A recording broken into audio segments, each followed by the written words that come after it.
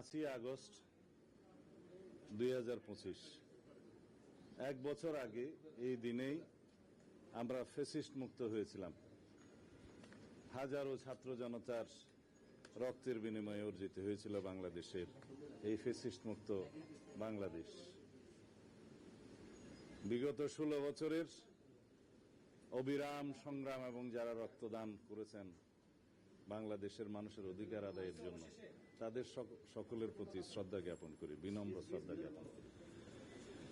বিগত 2024-এর জুলাই আগস্টের ছাত্রগণ অভ্যুত্থানে যারা শহীদ হয়েছেন, আহত হয়েছেন, চিরতরে পঙ্গুত্ব বরণ করেছেন, তাদের সকলের প্রতি সমবেদনা এবং শ্রদ্ধা জ্ঞাপন করছি।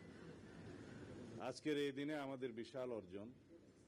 আমরা দীর্ঘ 1 বছর যাবৎ বাংলাদেশের মানুষের কল্যাণে, বাংলাদেশের রাষ্ট্র ব্যবস্থার সংস্কারের জন্য আমরা অনবরত সংস্কার কমিশনগুলোর সাথে আলাপ আলোচনার মধ্য দিয়ে বাংলাদেশের জন্য প্রয়োজনীয় যে সংস্কার, রাষ্ট্র কাঠামোর সংস্কার, গণতান্ত্রিক সংস্কার, সংবিধানের গণতান্ত্রিক সংস্কার, তার একটা পর্যায়ে জাতীয় ঐক্যমত্যে উপনীত হয়েছি।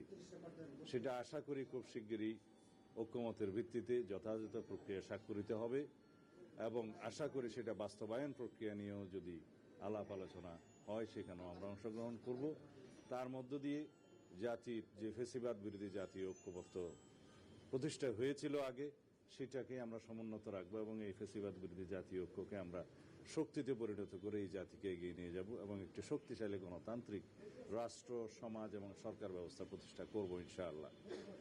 আজকে মাননীয় প্রধান উপদেষ্টা 2টি গুরুত্বপূর্ণ ঘোষণা দিয়েছেন। একটি জুলাই ঘোষণাপত্র, আর একটি জাতির উদ্দেশ্যে ভাষণের মধ্য দিয়ে তিনি নির্বাচনের ঘোষণা দিয়েছেন।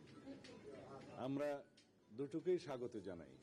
জুলাই ঘোষণাপত্রের যে সমস্ত ঘোষণা, তাকে রাষ্ট্রীয়ভাবে এবং সাংবিধানিকভাবে স্বীকৃতি দেওয়ার জন্য আমরা প্রতিশ্রুতিবদ্ধ এবং যথাযোগ্য জায়গায় সংবিধানে সেটা স্থাপন করা হবে, সেই প্রতিশ্রুতি আমরা আগেও দিয়েছিলাম।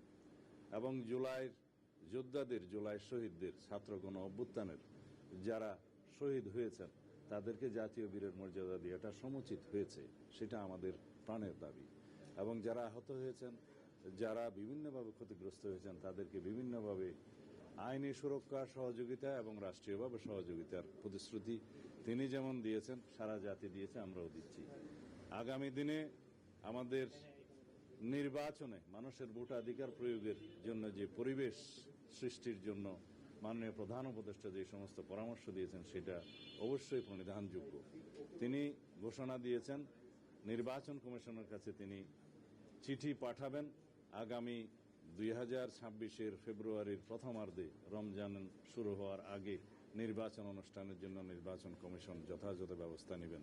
অবশ্যই নির্বাচন কমিশন তফসিল ঘোষণা করবেন যথাসময়ে, কিন্তু মাননীয় প্রধান উপদেষ্টা আজকে যে নির্দেশনা দিয়েছেন তার ভাষণের মধ্য দিয়ে এবং চিঠি প্রদান করবেন নির্বাচন কমিশনকে যা বলেছেন, সেই ঘোষণার জন্য আমরা সবাই অপেক্ষা করছিলাম এবং সারা জাতি অপেক্ষা করছিল। এর মধ্য দিয়ে বাংলাদেশে যে নির্বাচন অনুষ্ঠান নিয়ে যে একটি দুদুল্যমানতা ছিল বলে অনেকে মনে করছিলেন, তাদের মধ্যে সেই দুদুল্যমানতাটা রইল না এবং সারা জাতি একটি নির্বাচনমুখী পরিবেশের মধ্য দিয়ে যাবে এবং সেই নির্বাচনের আবহ সৃষ্টি হবে। আগামী দিনের নির্বাচন ইনশাআল্লাহ সুষ্ঠু, নিরপেক্ষ, অবাধ এবং বিশ্বের মধ্যে সবচাইতে প্রশংসিত একটি নির্বাচন অনুষ্ঠান হবে বলে আমরা আশা করি এবং সেই লক্ষ্যে সমগ্র জাতিকে এবং সমস্ত জনগণকে প্রস্তুতি নেওয়ার জন্য আমরা আমাদের পক্ষ থেকে আহ্বান জানাচ্ছি। ধন্যবাদ।